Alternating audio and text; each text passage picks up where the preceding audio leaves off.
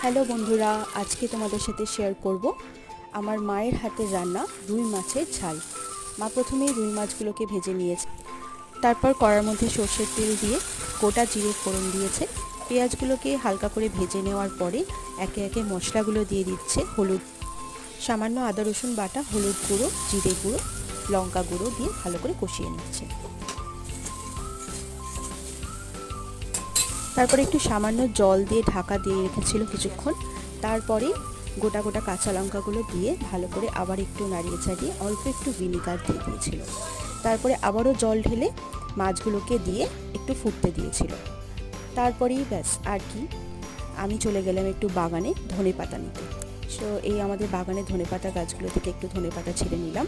তারপরে এই ফ্রেশ ধনেপাতাগুলোকে ভালো করে ধুয়ে কেটে নিয়ে মাছের ঝালের উপরে ধনেপাতাগুলো ছড়িয়ে দিলে ব্যাস রেডি মাছের ঝাল।